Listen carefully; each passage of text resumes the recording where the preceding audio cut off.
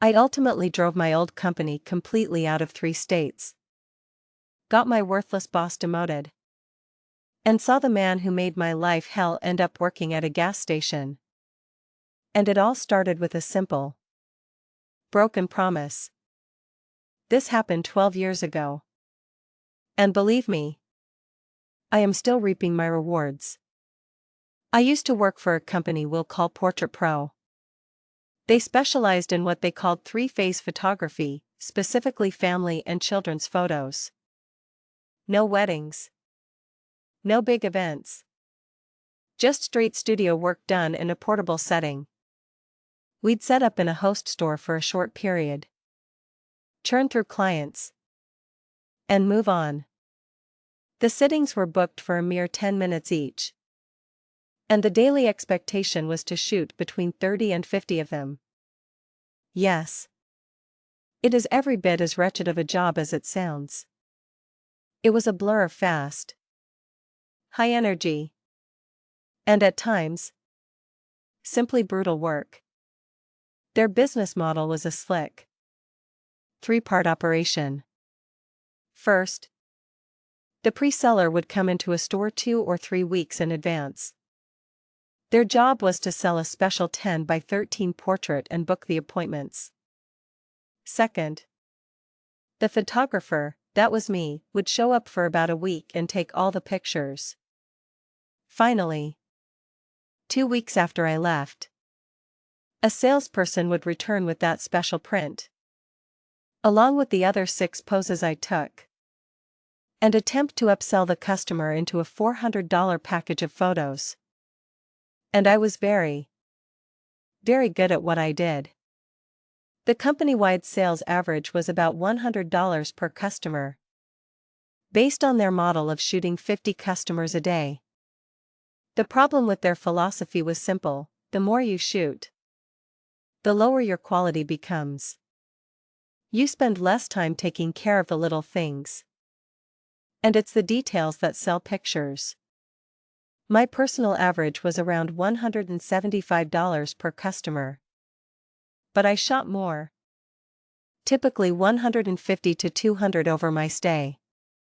I was making this company a staggering amount of money. And in return, they consistently treated me like crap. Their entire business model was built on a flawed premise: shoot as many sittings as you can, as fast as you can. My boss, a man we'll call Mr. Evans, believed that shooting 50 customers with a $100 average was somehow better than shooting 35 with a $150 average, even though the profit margin was identical. I never agreed with that. And he and I went round and round about it every single week. They consistently withheld my raises because I didn't have enough sittings. And they even took my bonuses because I wasn't meeting their insane quotas. So, I adapted. I figured out how to be fast, efficient, and incredibly good. Now, that's the background. Enter Gary, the pre-seller, the jerk. Gary was a walking, talking nightmare. He would lie to the customers. He would lie to the store managers.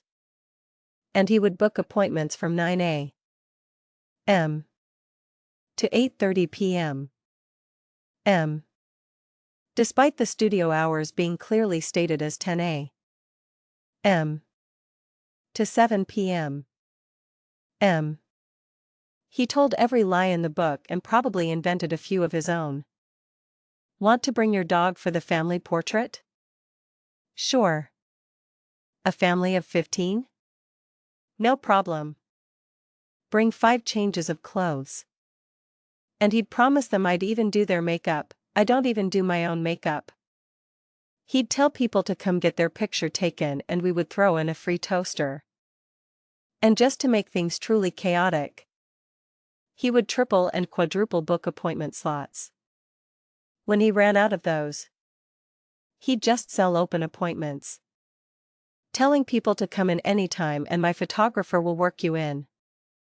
Just remembering the audacity makes me angry all these years later. But his most damaging lie was waiving the sitting fee. Or simply not telling customers about it. I was contractually obligated to collect that $8.00 fee from every single client. Every time I couldn't. It came directly out of my paycheck. Working after Gary wasn't just a job. It was a freaking nightmare. For these and 1,000 other reasons, I flat out refused to work a shoot he had presold. I told Mr.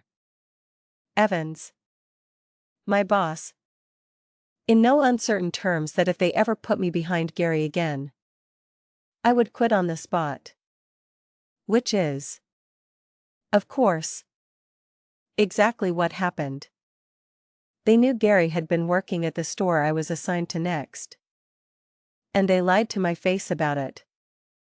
The second I arrived and saw the schedule, I called Mr. Evans. I told him this was my last week and that he needed to make arrangements to pick up the photography equipment at the end of the 3-day shoot. Looking back, I should have just walked out then and there. But I was young and dumb and felt some misplaced sense of duty. That final shoot was an insane 3-day descent into chaos. I shot 316 customers by myself. 316. Nobody was happy. People were already lined up at 9 a.m. waiting for me. An hour before I was even supposed to open. Every single night. The store manager had to come and tell my customers they had to leave because the store itself was closing for the night. I took so much verbal abuse that week. It escalated to the point where one enraged customer threw a shoe at me and another spit on my pizza. After that, the store's own security guard brought a chair over and just stayed with me for almost the entire time I was there.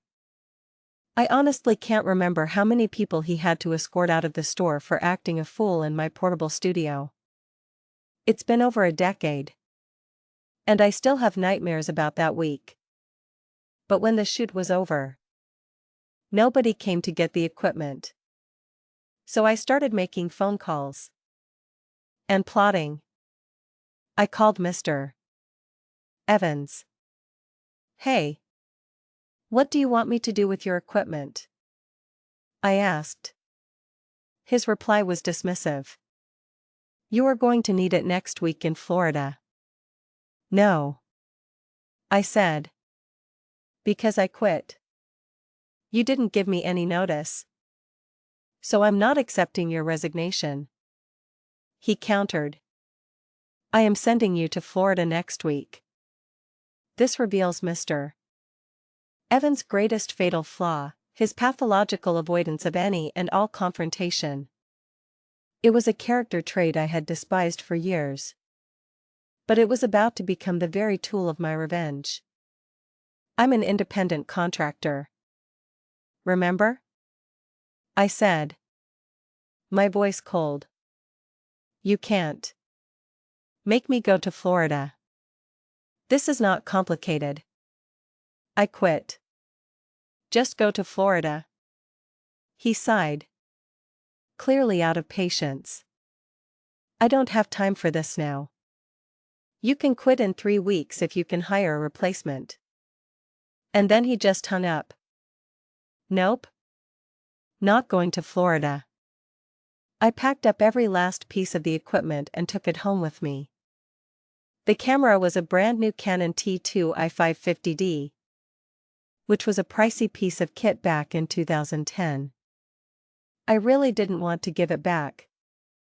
But it wasn't mine to keep. But then, I had an idea. Mr. Evans was an absolute train wreck of a human being. If he didn't want to do something, he simply wouldn't. If he could find someone else to do it, he would. I decided to use his own worst traits against him, avoidance and procrastination. The very next thing I did was take the company credit card and drive to the nearest storage facility with climate control. I rented a unit and paid for the first month, but just 1 month. I carefully unloaded everything, down to the last spare halogen light bulb. I took detailed pictures of the entire setup and a meticulous inventory. Then I locked the door and walked away.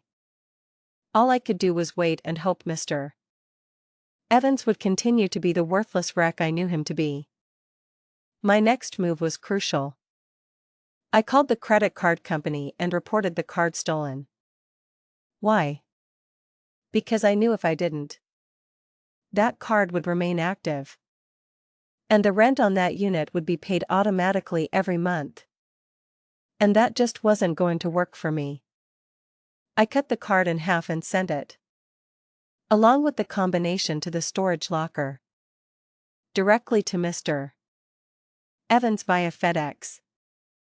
Inside the package, I also included a little hand-painted sign that just said, "I quit." To cover all my bases, I also sent an email to HR, formally terminating my contract and stating that Mr. Evans had all the information regarding the equipment's location. This was probably the only sketchy thing I did.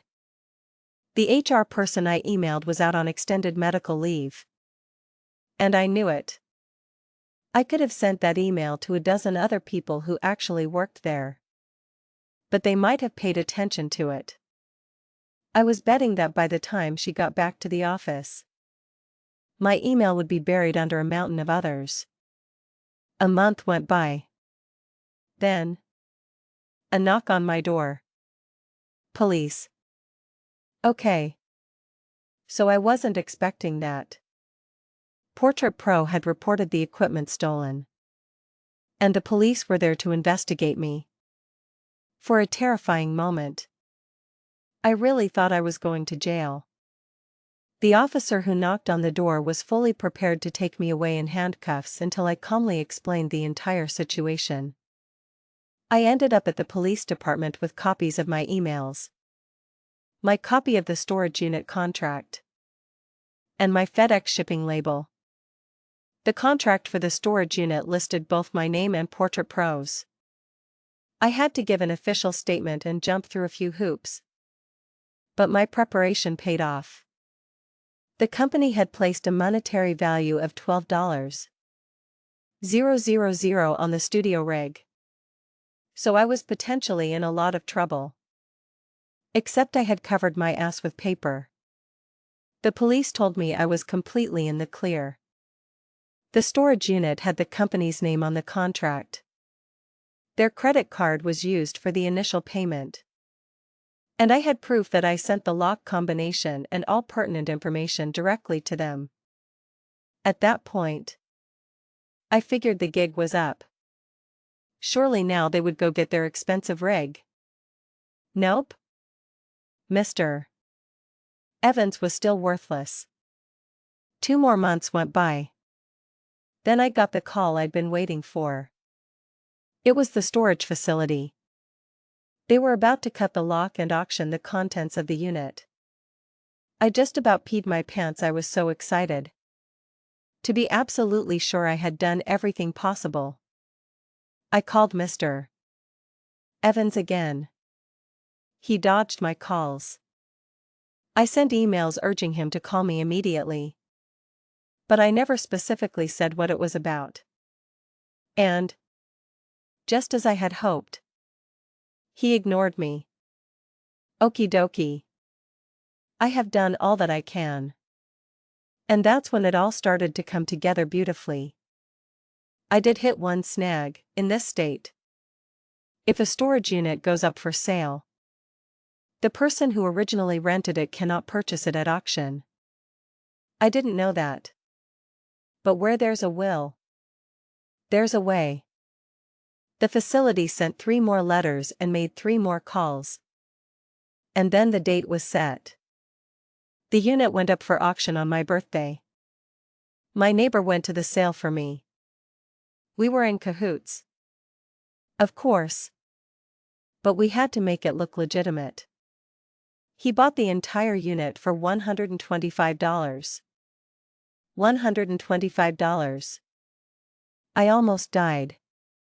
The pistol grip the camera mounts on cost more than that.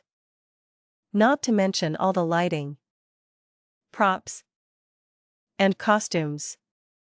And, of course, the Canon T2i camera. As online commenters later pointed out, this was truly as pro can be. My neighbor then played his part perfectly. He put a small ad in the local paper for photography stuff $1,000 firm. But didn't list anything specific. And, whoops, he accidentally put the wrong phone number in the ad. A week later, he said he wanted it all out of his garage. So he sold the entire rig to me for $126. He had a bill of sale from the auction. I now had a bill of sale from him.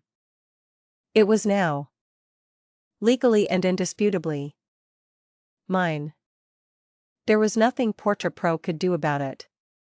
But they tried. I now had a fully functional photography studio. All the contacts I needed from 8 years in the business. And the skills to do it all myself. I immediately started calling all the stores I had worked for, offering them a much better deal than Portrait Pro was giving them. I did my own pre-selling, my own photography, and my own sales. But I took it a step farther. I bought a monitor and a computer and let people preview their pictures and place their orders right there on the day of the shoot. They paid in full. And I mailed the pictures directly to their homes. People absolutely loved it. No high-pressure sales tactics. No tricks. No nonsense. My customers were happy. And my host stores were happy. About 6 months after my first independent shoot, I finally heard from Portrait Pro. It started with several nasty letters, which I promptly ignored. Word had apparently gotten back to them that I was using their equipment and that I was working for someone else. They thought so little of me that it never even occurred to them that I was running my own business. Then came the nasty legal letter from a lawyer. It started with a demand to cease and desist, rolled into accusing me of violating my non-compete agreement, and ended with a demand for the immediate return of their stolen property. They had apparently not told their lawyer all of the relevant facts. I calmly sent him copies of everything: the FedEx receipt, the storage contract, the police report, my neighbor's bill of sale from the auction, and my bill of sale from my neighbor. I waited a few weeks for a response and heard nothing. I finally called his office, but no one was available to take my call. A few days later, a certified letter arrived. It contained a single sentence: "No other legal action will be forthcoming from this office." I would have been content to just let it slide. But this whole thing ticked me off. Now I wanted blood. I made a conscious effort to really hurt them. Little by little, I built my business and my reputation for quality. I didn't have to use any of the nasty tricks that Gary did. Within a year, stores and even schools were calling me to book shoots. I soon had more work than I could handle on my own. So I took on a second photographer. Then a third. I ended up hiring 4 people right out from under Portrait Pro's noses. At the height of my business, I had 8 additional photographers and a full-time office assistant. I found my perfect niche in the market just as digital photography exploded. I ran Portrait Pro completely out of 3 states. They lost all of their chain store contracts to me, including the very store where it all blew up. Gary, the jerk, lost all of his stores and ended up working at a gas station. Mr. Evans My old boss ended up being demoted because his entire district was dissolved after I sniped all the contracts. Gary actually had the nerve to try and convince one of my photographers to hire him to do her pre-selling. By then, my business name had such a good reputation that she just laughed in his face. Mr. Evans eventually left the company for good and had the audacity to use me as a personal reference. He was a good photographer. Just a rotten manager. I took great personal joy in telling the people who called for a reference that I was legally not allowed to tell them what I truly thought of the man. The age of the cell phone camera eventually changed the industry. And I closed my business's doors in late 2017. But not before Portrait Pro closed for good in 2016. I like to think I had a hand in that. I'm still standing. And they are nothing but an empty building. I still have that original rig, though the camera has been replaced several times. I mostly do photography for restaurant menus now. People ask if it's boring. But I've never had a meatball scream, cry, or kick me, which is a daily occurrence when you work with kids. This may not be as epic as some stories you hear. But as one person commented on my original post, I'm sorry, but no. This is absolutely amazing. I beat them at their own game. And that still feels pretty damn good. The key takeaway here is that taking pride in your work and meticulously covering your bases is a powerful combination. Incompetence and laziness eventually crumble in the face of dedication and a well-documented paper trail. So, let me ask you, have you ever had to use an opponent's own biggest weakness against them to achieve a goal? Share your story in the comments below.